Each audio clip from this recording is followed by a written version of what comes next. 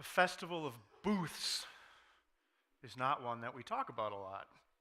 Because for Christians, there's no good connection. There's no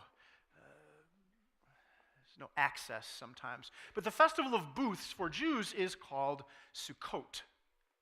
And Sukkot happens in the fall, right after Yom Kippur. Sukkot is a Hebrew word. It's actually a plural for the word sukkah. That is a sukkah. It's a small dwelling, usually hastily prepared out of whatever materials are nearby. And for Jews, Sukkot reminds them of two different things. One is a time of pain.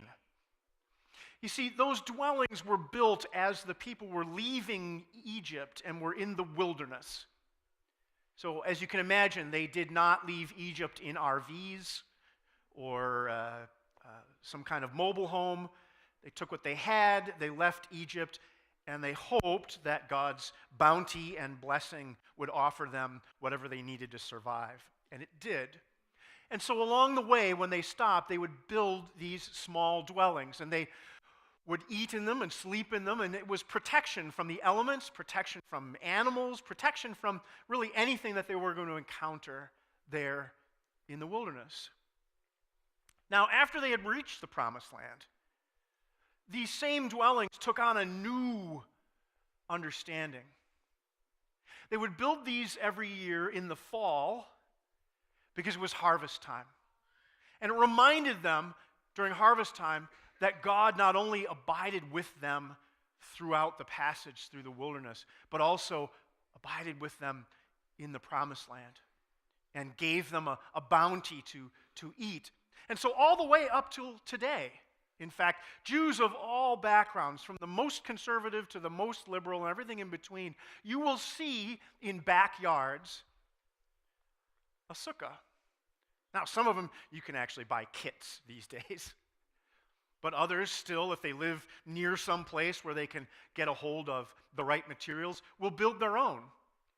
And through the 5 days of Sukkot, they will eat there and sometimes even sleep, reminding themselves that God's witness in their lives and also our lives as Christians is this constant pull and push,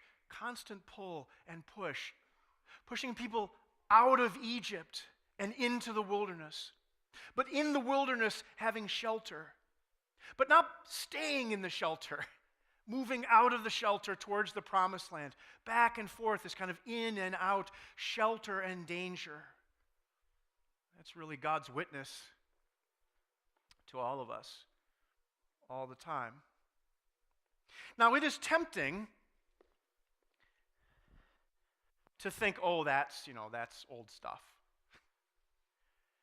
But in a manner of speaking, in a very real manner of speaking, you are sitting in a sukkah right now. Just think about it. We come on Sundays, some other days too. We come from the wilderness, the North Woods, along the river, as Jesus says, that flows from the heart of the believer. And we arrive in this little dwelling that we've created to protect ourselves, to push back a little bit against the wilderness, to push back a little bit against the elements, to push back and say, we just need, even if it's just for a short time, we just need a little bit of protection from everything that we have to deal with out there and on our phones and everything else where we see the news and politics and all that. God has already said, made it very, very clear, having dwellings where you can return to periodically to find food and shelter, that's okay. But we can't get stuck in the sukkah. So recently, I've been hearing a number of comments, enough that I thought, I should pay attention to this and maybe address it.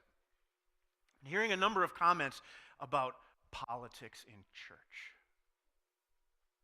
Oh, you're better. 8:15 went,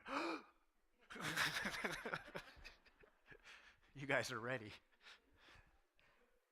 It's a tricky subject, right? Right? Because people come to church and like, I don't want to, this is my refuge. This is my sukkah. This is the place where I go to relax. And that's okay. I don't like preachers talking about politics. I don't think we should get involved with all this other stuff. Church is a spiritual place. And it is. Let me pose for you just a moment the life of Jesus. Because I want to suggest to you that it's already here. The question is, how do we talk about it? Think about Jesus' life, even before he was born. How do you talk about the angel, the Annunciation we call it, saying to Mary, you are pregnant, and Joseph saying, I don't know. How do we hear that story without thinking about unwed mothers and abandoning fathers in this age? How do we do that? So Jesus is born, and we say, oh, Christmas, and we light up the church, and everything's wonderful. And we say, oh, a baby, who doesn't love a baby? But how do we not think, even for a moment, that that baby was born without a permanent home, like a lot of babies these days? How do we talk about Jesus and his family having to run from Herod, and we say, oh, that's a horrible story. No baby and their family should be chased out of their country by an evil king. How do we avoid thinking about refugees and immigrants? And then later on, Jesus at 12 years old, he's in the temple and he's talking and he's teaching and he's doing all that kind of stuff. How do we not think about the role of youth in our churches, if that was good for Jesus? Later on, we talk about Jesus' healing ministry. We even have a healing ministry here at Trinity on the third Sunday of the month, right? We do healing services the last Sunday in certain months. We do a big one here. How do we say, oh, healing, yes, heal me, Holy Spirit, heal me, Jesus, and not think, well, Jesus gave healing to everybody. Shouldn't everybody have it today? You uncomfortable yet? If that's a no, I can keep going. Right? How do we not at Lent and Holy Week and Easter, how do we not look at Jesus unjustly tried, if you want to call it a trial? How do we look at that and not think just for a moment about the death penalty?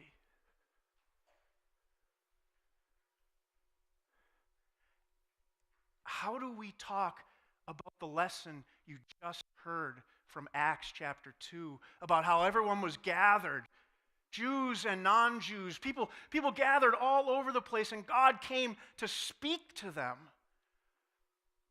in a language that they could understand? What does that say to us about evangelism? But more so, what does it say to us about how we relate to each other as different countries, different communities, different cultures, and different people?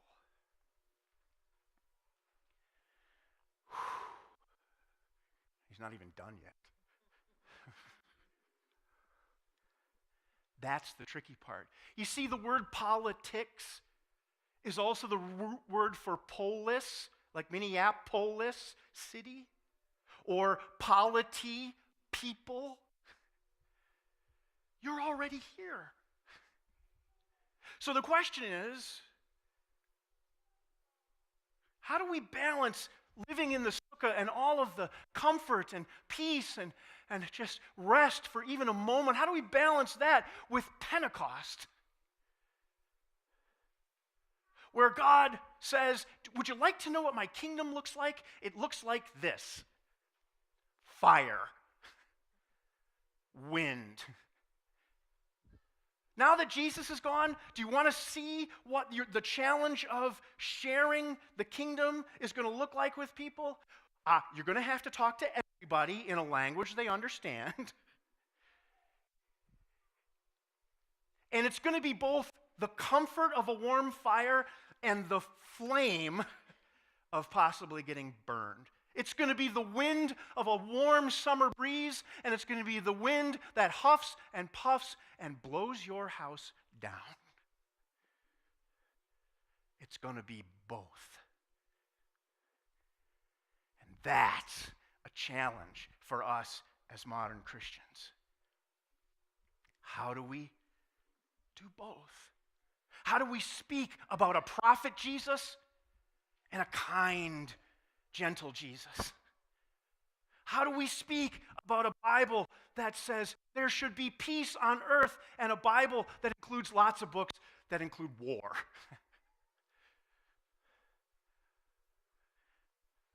Today is one of the answers. We recognize that it's not in the sukkah or out.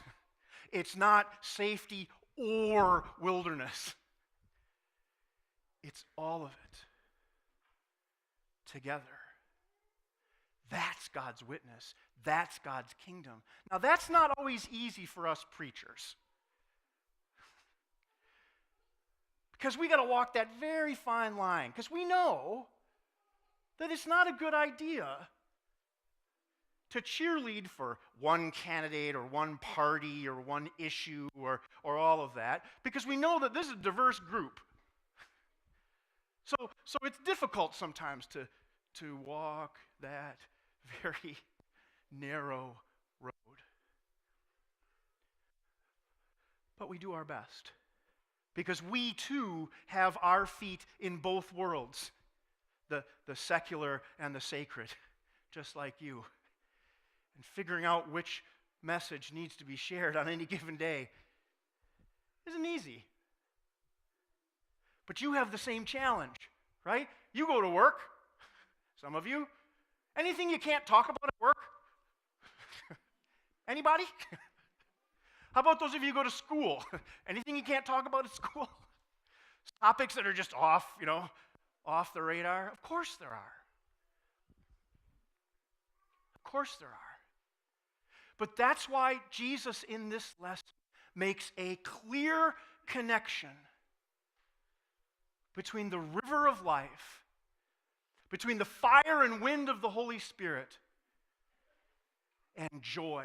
You see, because Sukkot for Jews, it's the only holiday for Jews where you're expressly commanded to rejoice, to be happy. For us Northern Europeans, that is very disappointing. Don't tell me. My mother, you remember that song, Don't Worry, Be Happy? My mother told me once that she would, when she was driving, that was popular, it'd be on the radio. She'd be driving down the road, and that would come on, and she would say, don't tell me how to feel.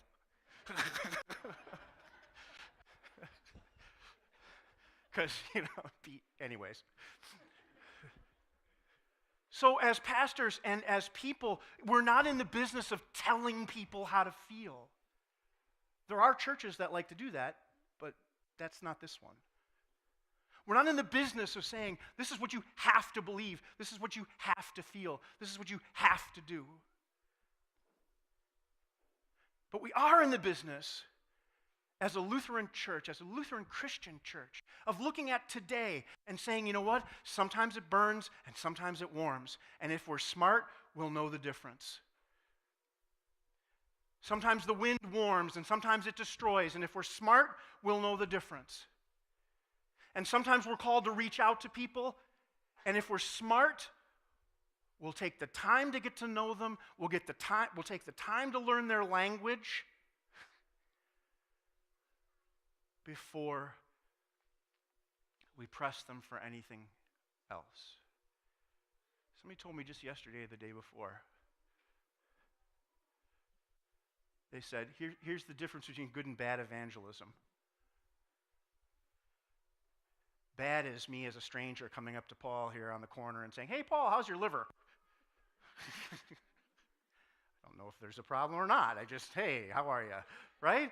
How would you react? What are you talking about? I want to back up. Right? But if I take the time to get to know Paul, if I get the time to get to know his language, if you will, who he is, what his culture is, then if I ask that question, it's almost natural. It's not a big deal at all, because we're friends. I know the difference between trying to burn and trying to warm. So rejoice.